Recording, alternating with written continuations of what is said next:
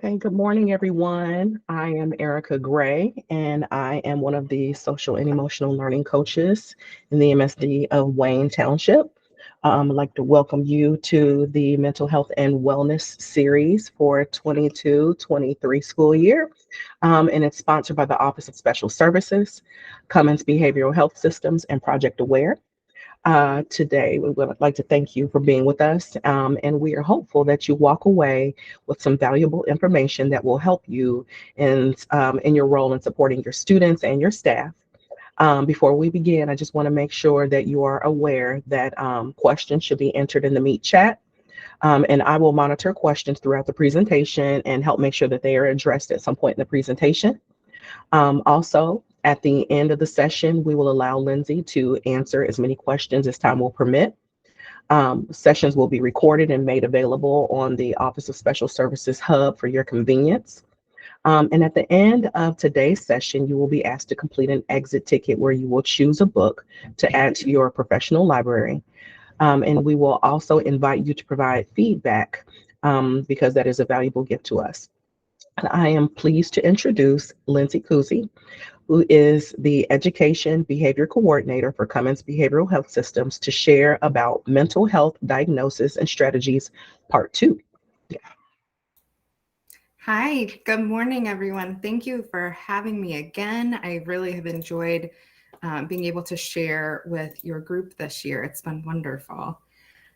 Today, we're going to look at kind of step two. So last time, if you were present with us, I talked about kind of that mental health and stigma and what we're dealing with when we're talking about just getting somebody to be able to talk about their mental health or get involved with services. And so today we're going to break down a little bit more kind of those top three diagnoses that we might be seeing with students right now, and kind of what some of those things might look like in the classroom, and then moving into some strategies that we can use for all of our students, but especially for these kiddos.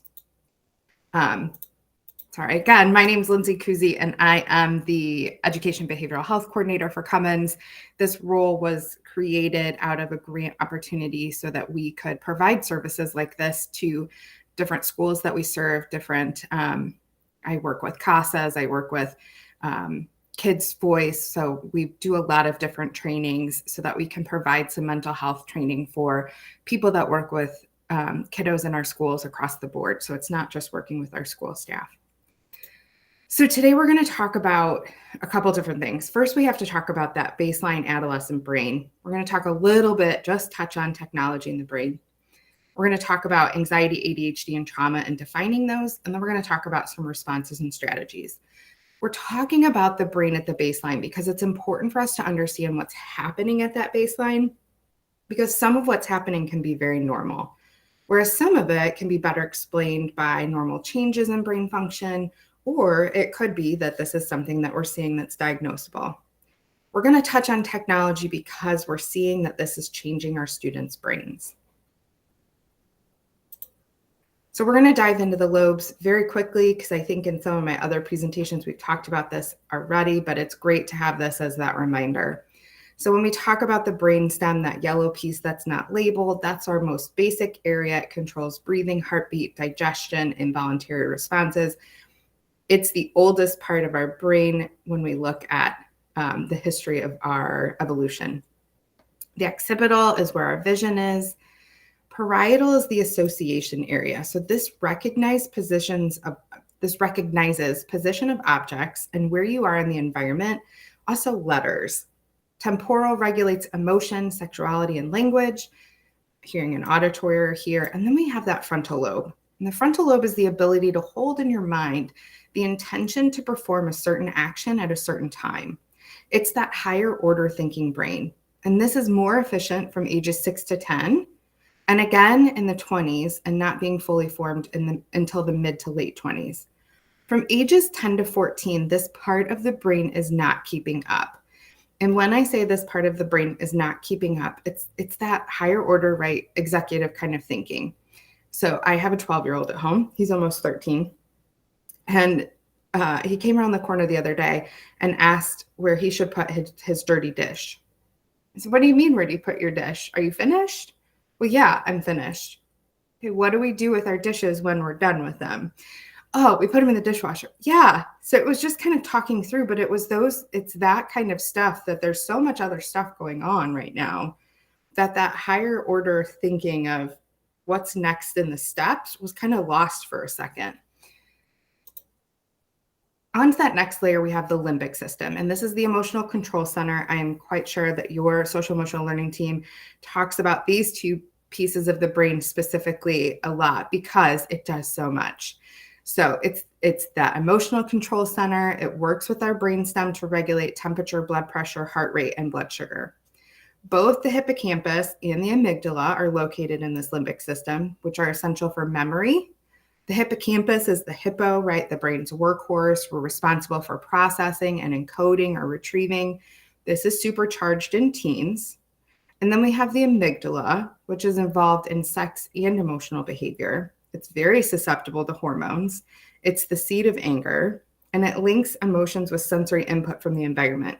It doesn't think. When we have sensory input coming in from the environment, our amygdala can set an alarm off that there's danger even when there's not. It's just a perception that there might be danger there. So it can set things off pretty quickly. And then as we talked about this prefrontal cortex, you can see that the prefrontal cortex is tied to the limbic area. And you can see all of those functions of the prefrontal cortex that aren't really the strengths for most of our youth, right? Empathy, insight, response flexibility, emotion regulation, intuition, right? These are things that our kiddos are learning and we're trying to work on when it comes to their emotional intelligence. This is a big part of what we're working on in their brain. Learning is at its peak efficiency during this time. However, as a teen brain or young brain, they're inefficient at attention, self-discipline, and task completion. So when we look at that we know that this is inefficient during this time, when we think of ADHD, anxiety, or a trauma response, all three of these things are going to be things that fit into that, right? This is important because, again, as the student is coming into the age of adolescence, these three inefficiencies can look like these symptoms.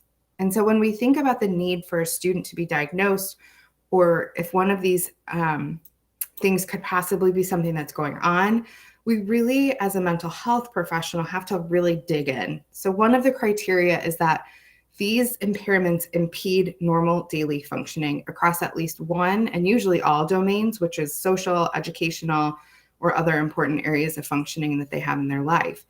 So what could seem like somebody who has potentially ADHD could just be going through some normal learning inefficiencies if we find that we're not really seeing that impairment across the board.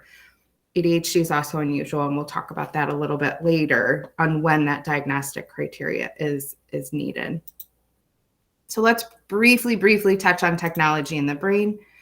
Adolescents are super hypersensitive to dopamine. Even small rewards provide an immediate trigger and much larger trigger than those delayed rewards. So when we forward think, it's difficult for these kiddos. And that can be a problem when it comes to motivation. And when we don't have motivation, it can look like some of those pieces of I'm not doing it, I don't want to do it, right? It could look like a little bit of oppositional behavior, but it could also be that their dopamine is being is looking for those smaller rewards at the time. So why is resisting some of this so hard, especially when it comes to technology for our youth? Our built-in reward system really encourages our seeking behavior. We're wired to be curious people. We get a dopamine or a happy fix every time we click on a link or we search for something that we're interested in. So every day we're getting these dopamine hits constantly, right? And then we have these text, tweets, and other small bits of digital media that are highly perishable, and they don't want to be the last person to know what's going on. They need to always know what's going on. So they're hitting these dopamine hits because they don't want to be the last to know, right? FOMO. So there's that anxiety piece. But they also are trying to continually get that hit. It's almost like if they have an addiction to a drug, this is very similar of what's happening in the brain. We have media multitasking, which is really problematic right now. So media multitaskers were worse on attention and working memory tests. So if we have somebody who is working on their homework and listening to music at the same time, that is media multitasking. We media multitask if we're sitting at our computer and you're working on a lesson plan, or you're working on something that you need to get done, and emails pop up, or you get texts from a friend, or you get something that comes in from a parent, right? Those back and forth where we're not able to focus consistently on one thing is media multitasking. It's a lot worse when we go back and forth between something like social media, where we're really totally shifting our focus, or music, where we're flipping through, I don't like this song, I want this song instead, where we're really taking our focus from one thing to another thing that's totally different. So this isn't like having music on in the background, if it's, classical music playing or quiet music playing, where they're not in control of what's happening. This is really when they're switching back and forth from changing this to going back to my homework. The working memory is really only capable of retaining about 2 images at a time, which makes multitasking virtually impossible. There's developed structural changes in the brain when we media multitask. Multitaskers use 20% more brain power, but it's the wrong part. They use the visual versus the prefrontal. So we're not working on that EQ, that emotional intelligence piece of building that prefrontal cortex. The stimuli between computer, phone, and social media while doing homework won't allow to store as long-term memory. So that's really impactful if we have something that they're having to learn at the beginning of a semester and it's not something that they're retaining for the end of the semester exam. It could be because they're doing some of the stimuli between all of these different types of technology. Multitasking can cause those fragmented thoughts, right? Over time, our brain gets accustomed to that. When my 6th grader was in kindergarten, his teacher at that time said to me, I can't compete with all of these things that are out there on technology. And that was, 7 years ago that she was saying this. And it's only gotten worse with TikTok coming on and just more access to over the last few years for our students. Multitasking during cognitive task experience IQ declines similar to smoking pot or staying up all night. So these are really important to remember as we're talking about what could be going on with our students. It's one of the questions could be, how much media time do they have? How much time are they spending on technology? And are there places that we can help with that at home? Another piece to this is obviously behavioral concerns. More time on screens showed a clinically significant behavior problem for preschoolers. And there's also something that's being researched called acquired ADHD. And this is something that's very new. It looks very similar to ADHD. It's being diagnosed as ADHD, but it's really what they're talking about in the research is that these are kids that brains are being rewired due to screen time. With ADHD, you have to have the symptoms before the age of 12 to be diagnosed with it. And we're seeing a lot more students being diagnosed later in life. And it could be, not always, it could be some of these things that are happening in their brain. So when we think about that too, right, those small snippets that they're getting from technology and how we can't compete with that, right? As educators standing in front of your students or even working with them in any capacity, we're talking more than 90 seconds at a time, and we're not changing colors and we're not switching for them, right? We're talking about the same thing. So that can make things a little bit more difficult. So let's jump into defining ADHD, anxiety, and trauma. So ADHD is a neurodevelopmental disorder that can cause trouble with paying attention, controlling impulsive behavior, or overly active. And at first glance, this could describe so many students, in particular our boys, right, our young boys. Controlling impulsive behaviors can be normal in young people because of what we talked about earlier. Remember that prefrontal cortex is not fully developed yet. Along with some other, like I mentioned just a second ago, along with some other diagnostic criteria, symptoms need to be present before the age of 12. And we're seeing with some of our older students that might not necessarily be the case. And that's where that acquired ADHD could kind of come into play. So the prevalence of ADHD, this is from the CDC. It's one of the most common childhood disorders. The American Psychological Association says 5% of children have been diagnosed with this, while the CDC says 11% have. So big discrepancy there. In most of my research of what I've seen, it's the CDC's numbers that we kind of go off of, that 11% of kids that have been diagnosed with it. So how does this affect the brain? It affects a lot, right? Mostly what we're going to talk about and focus on is that prefrontal cortex and that limbic system.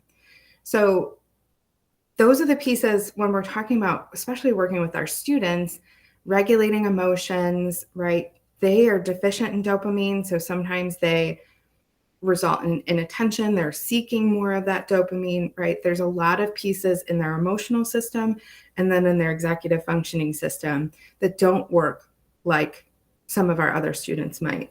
I've read somewhere that children with ADHDs, their brains, their prefrontal cortex part of their brain in particular, is anywhere from 1 to 3 years younger than the counterparts in their classroom. So if you're thinking about a kindergartner who, and even let's go with an older kindergartner who's 6, if we're talking about another kindergartner who's 6, who's been diagnosed with ADHD, and we're talking 1 to 3 years, that could be the prefrontal cortex level of a 3-year-old, right? So it's a big difference when we're walking into some of those classrooms and we're seeing, if we're talking about 6th graders or 7th graders and they're 12, then we're talking about a 9-year-old. That's a 4th grader, right? That's a very big difference when we're talking about what's happening when we think about those executive functioning skills for our kiddos who have ADHD. There's really 2 predominant types of ADHD, the inattentive and hyperactive, and they present very differently. Inattentive can be the quiet ones that slip by. Inattentive really are the ones that make more careless mistakes. They're easily distracted. They may just kind of look like they're staring out the window, right? It's not the hyperactive pieces. Trouble organizing tasks and their possessions. Are they losing things a lot? Fail to finish work in school or chores in the classroom, lose things. These are the kiddos that also have a lot of shame and try and hide what's happening. And we'll talk a little bit more about that. Hyperactive is the one that I think we all could think of, that child that truly had ADHD, that squirms and fidgets in their seat all the time, runs and climbs, trouble being quiet, and impatience because they don't have that executive functioning piece, talking a lot, blurting things out, right? That's kind of what we think of more when we think of ADHD. And boys and girls show signs differently as well. Boys are typically more disruptive. Girls are more subtle. They're more inattentive type. Boys, it's usually more visible. There's a 13% prevalence rate. There's a lot of conversation out there in the psychology world of, is that prevalence rate actual when we're talking about boys, or is there that maturity piece that girls mature faster than boys? There's a lot to that, but a 13% prevalence rate is pretty high. And then when we talk about girls, it's more at that 6% rate, but is that because maybe they're being overlooked? We're not sure. 2 studies have been completed showing that kids who are the youngest in their class are disproportionately diagnosed with ADHD. Again, when we're talking about kindergartners coming in and you have a 6-year-old and a 5-year-old next to each other, that's a big difference, especially if they've gone to kindergarten or preschool and the other one has not, right? There's a lot of pieces with that. So if they're coming in and they're a full year younger than some of the other kids in class, that's a very different look. So anxiety, let's move on to anxiety. I feel like this is a really concise definition that Dr. Faith Harper has. She wrote a really great book about anxiety. And anxiety, she says, is really that full body disequilibrium at a level of intensity that demands immediate attention and corrective action on your part. Have you ever had that feeling of dis-ease where you feel like you have to act or feel like a lot, is going on inside? So thinking about if you've ever had this happen where you're like, did I roll my windows up and it's raining outside and you have to go look? Or did I lock my front door and you have to go check, right? Maybe you've never had those and that's wonderful. But if you have, you get this idea of that dis-ease happening in the body. So what does this look like? It's a lot. There are physical symptoms, there's emotional symptoms, there's cognitive symptoms, right? This is a very somatic experience for a lot of people. They may not know that they're having anxiety symptoms, but man, my stomach just turns, right? It's just churning. My stomach doesn't feel good, or I feel like I can't breathe. And this is the thing when we have students that are coming and talking with us that we really have to keep an ear out for, because if they say their stomach hurts, we've gone to the doctor, they're fine, right? We don't know where this is coming from. Well, is there something else going on that could be causing some anxiety symptoms, but they don't know that word, or they don't know, necessarily how to put that out there. So it's a lot when it comes to anxiety. Potential signs of anxiety in a classroom is that excessive willingness to complete work at home because they don't want to be wrong, or they don't want to feel that pressure. Social activities, so refusing to engage with peers, that social anxiety piece. Requests to call home. Illnesses or absences, specifically on test or presentation days. Regular trips to the nurse with no real medical reason, but they're saying maybe their head hurts, their stomach hurts, right? Frequent somatic complaints. Those are the things that we can watch out for. Some other things with anxiety, again, that's really important, is to identify how different it can look as an adult versus a child, and what those worry thoughts can be doing. So again, they're going to talk about those frequent somatic complaints. I'm headache, stomach ache, dizzy, because they may not be able to connect. I am having these worry thoughts to what's happening in my body. So connecting those is going to be really important when it comes to therapy, so that they can explain some of what's happening. We'll talk about that too in a little bit. And last is trauma. So the piece with trauma is that trauma is not always something that can be diagnosed. With PTSD, there's a very specific criteria that's required. And that's been frustrating, especially as this new diagnostic manual came out for therapists in the last year or so. We were hoping there'd be more for trauma, but there's not. So somebody can have trauma, but that may not be what we're diagnosing them with, again, because that diagnostic criteria is so specific. It doesn't mean we're not going to work with them on what's going on. So when we talk about trauma, an event becomes traumatic because it overwhelms the brain's capacity to cope. Trauma is a sensory experience. It's not a cognitive experience, right? Our body is feeling what's going on, and our nervous system takes that in and processes it, right? We talked about the amygdala. We'll talk about that more in a second. There's different kinds of trauma. So there's that single trauma where it's unpredictable interval. So maybe it's the same trauma that happened 4 years ago, but it's unpredictable. Whereas with complex trauma, this is developmental. These are environments that they're living in. That's training, reactions, and responses that become characteristics or traits of who they are. These are a little bit more difficult to work with because they're still in that traumatic environment. So their body is still not safe in those moments. So we have to try and figure out how we can help that. When we talk about trauma, again, when we think about what's happening in the amygdala, we have a painful or threatening experience that happens. The amygdala charges it. And anytime we're in a similar context, it's going to charge our body. It's a biology that happens. And I think when we can talk about that with our students, that this is a biology that's happening in our body. This is not something that you have, control over until we start talking about it. It sometimes helps take the shame out of their responses.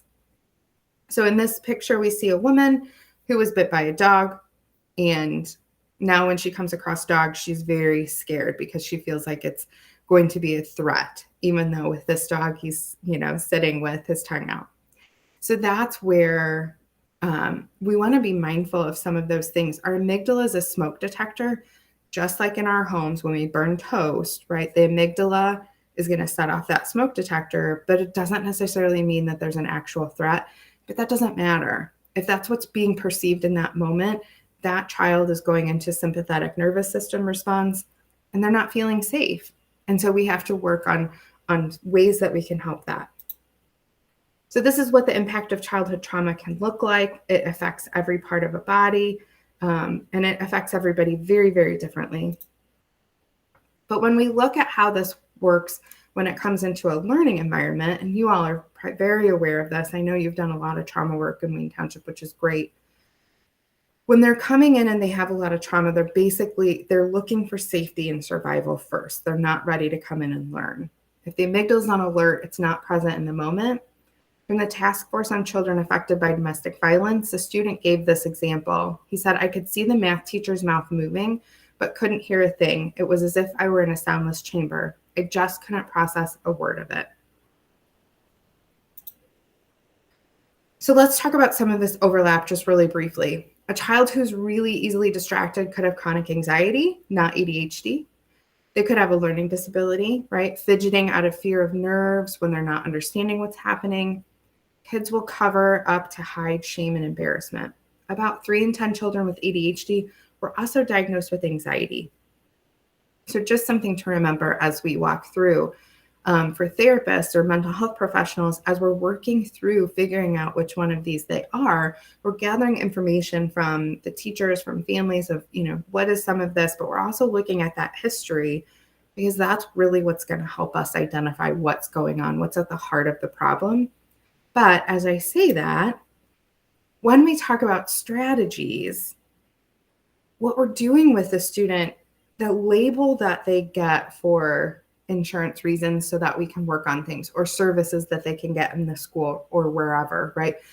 We have to have that diagnosis, but sometimes that diagnosis doesn't necessarily mean that we're only going to work on things that are prevalent with ADHD, because ADHD is such a broad area to work with somebody. So we could work on things, right, that have that anxiety overlap because they are showing signs of anxiety. So the labels are great because that helps to get those services and gives us an idea of where to start.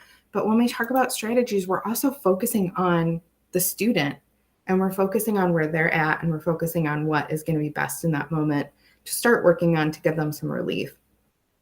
So we're going to talk about some things next that are really based in social emotional learning and focusing on the neurobiology of the brain.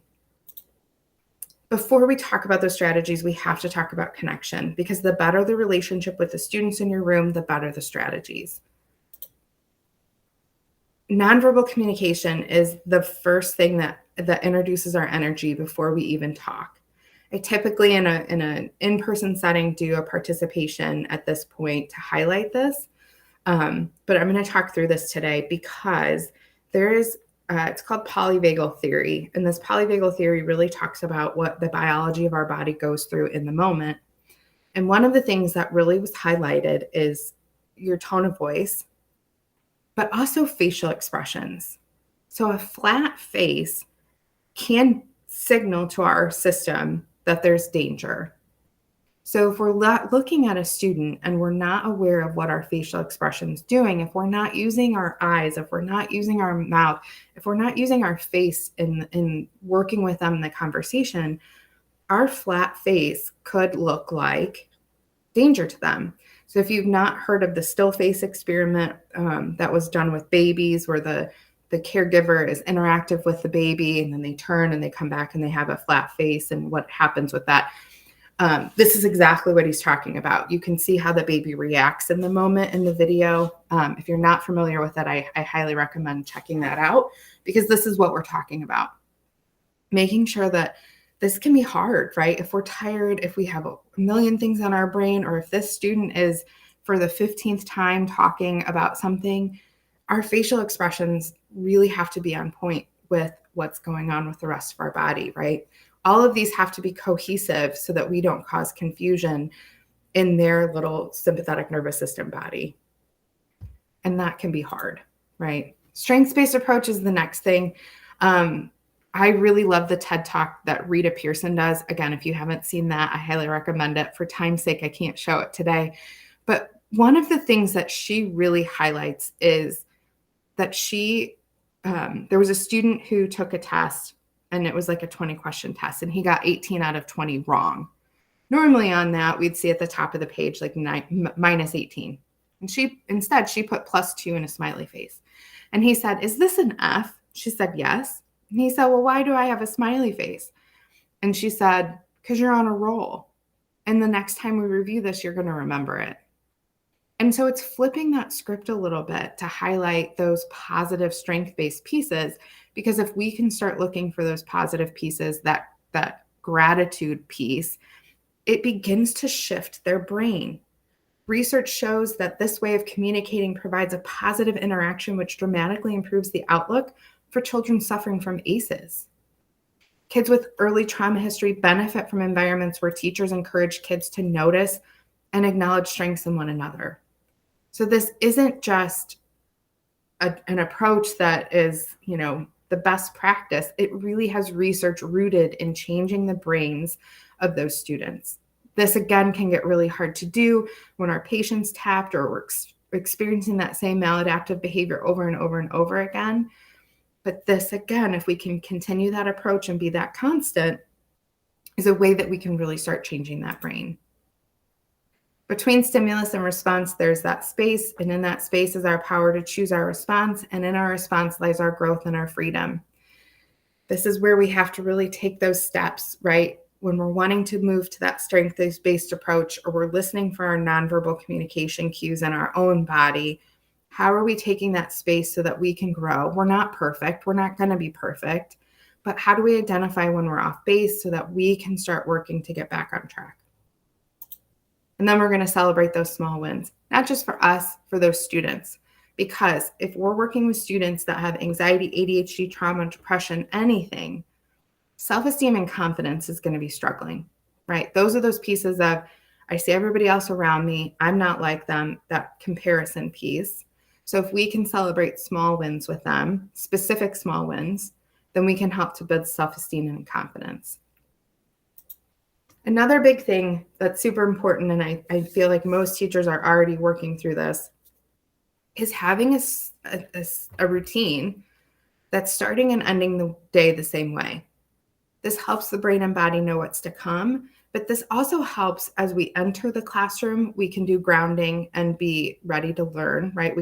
They know they have that time coming in where we're going to maybe have a meditation or we're going to do some breathing, but it's also at the end of the day. How at the end of the day are we doing a group regulation so that we're sending them home regulated, grounded, and ready to walk into what's coming next? Oftentimes we start the day that way, but we don't end the day that way. And it can be a really chaotic afternoon. But if we can really set that time to meet on the carpet for circle or wherever you're at, if it's something that you can do in the classroom, of just taking that deep breath together, starting and ending the same way, really helps not just with these students that we've been talking about today, but for all students. Practicing breaks and expectations also help with routines. So having them understand what the expectations are when we quietly pack up our items is going to be something that we practice, especially at the beginning of the year. But it's something that helps them know, I know I'm packing up and I know I need to do this quietly. Routines are important because they create a sense of security. It helps provide self-discipline. It develops mastery of handling daily life, builds self-regulation skills, and helps to manage things in our own environment. Knowing when changes are happening can be hard, right? But if we can work through some of these changes with any of our students, it can really help to pull back on some of those things that may set them off, right? If it's possible, practice the change. If you're going to be gone the next day and you know that you're going to be gone, talking about expectations and what is my day going to look like without you here? Are there new expectations and what does that look like? And talking about what's going to be different, what's going to be the same, where there's extra time to regulate and where that will be put in. Homework routines for families can be really important as well, making sure they have space to set aside in their home, that their student has a space that's quiet, that's not in the middle of everybody running around. So this is something that, again, I always said in the presentation, so this is something that you can share with families as well. So we've talked about what we can do on our end as the grown-ups. So let's talk about some things that can help teach the kiddos that we're working with some of these activities that can help with worry, attention difficulties, etc. So one of the big things is crossing the midline. Crossing the midline is vital to the development of using both sides of the body together, such as putting on shoes and socks and writing and cutting. So for our younger grades, crossing this midline is not just helping in creating some space in our brain that we're ready to learn. It's also helping to develop putting on shoes, socks, right? All of those things. It promotes coordination and communication between the hemispheres of the brain, which helps facilitate the processing of information. So this is a great thing to do for your whole class before starting a test. It gets the processing information flowing so they can do their best. This is specifically using some of our large muscles helps with this. And because that large muscle helps pump endorphins, reduces stress, it's meditation in motion. You're thinking about balance, you're in the moment, you're not forward or backward thinking. If you're teaching some new ideas, maybe in your morning circle, you introduce some of these ideas. This can help with routine by letting students know what's happening. As we're walking back to our seats, we're going to do some cross crawl. So this would just be my right hand to my left knee, right cross like marching. This is a whole YouTube video. Again, for time's sake, I will not show today, but it is in the references, so you can take a peek at it. It's something that is a great 5-minute thing that you can do. You can just take bits and pieces of it, but it helps kiddos know that I'm preparing my brain for something that I can do, and I can ask questions if I don't understand. No matter what the diagnosis is, there's ways to support all the students in the classroom, and we can do this through mantra or coping cards. They can pull out at any moment to get through hard times. Research has shown that in classrooms where students provide each other accolades, again, we talked about that earlier, it improves the outcomes for students with ACE scores. So that could be something that we use with these mantra cards. I know I can get through this. I've done it before. We're also going to work on ways that we can name it to tame it. So give the emotions a name. It gives you something to battle when you can say, my worry thoughts, or it's not just my heart racing. I'm going to identify this feeling and get specific about it. It gives them control over what's happening in their body. There are mindfulness coping cards that you could use in the quiet corner of your room, where they can take a card, take a break, and then return to class. Again, it's practicing those expectations where they can use those things and then come back to class and move back and forth as they feel like they're ready to return. Sometimes you just need to ride that emotion wave. We don't want them to avoid the wave, so we're just going to sit with it for a few minutes. And then we have diaphragmatic breathing. And this is, we've talked about before. Everybody knows about breathing, right? This is something that we talk about quite often.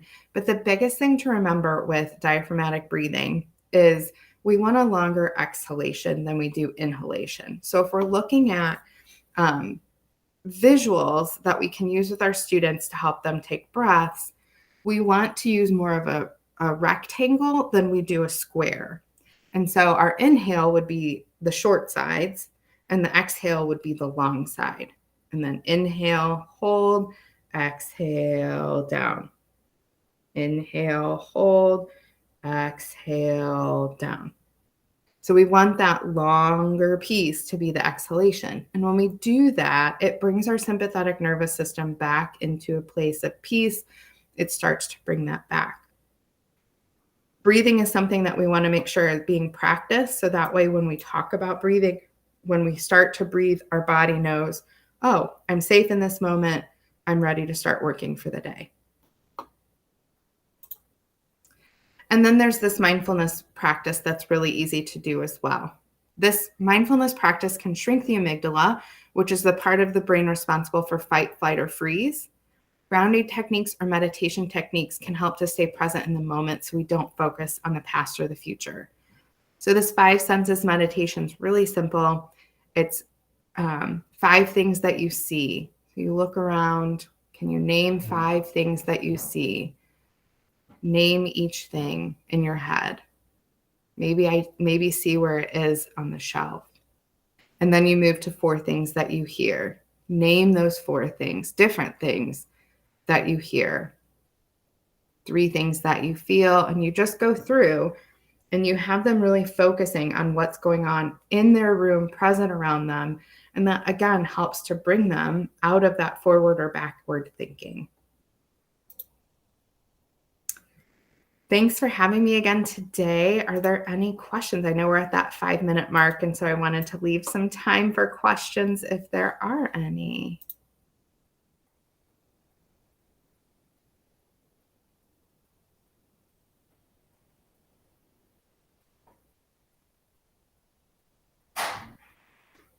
I think this was, excuse me, I'm sorry. I think this was pretty great. You gave us a lot of food for thought. And I'm excited about a lot of the resources that you provided and activities. And just it made me think a lot about the students that we work with and even my own children. And I really appreciate your expertise on this topic. And so, in addition to the recording, I would love to see if we could possibly provide some of these other links that you have in your references on our OSS Hub as Yeah. well. Hmm. Yeah. And so if there aren't any questions, then I just dropped a link in the chat. And so participants, before you leave, if you would click on that link so that you can provide feedback for us, and then also give us your name so that you can choose the free book for your collection. And thank you so much for being here this morning, and you have a great rest of your day. Thank you for having me. Thank Have a great you. Yes, day. thank you. Thank you. Have a great day, guys.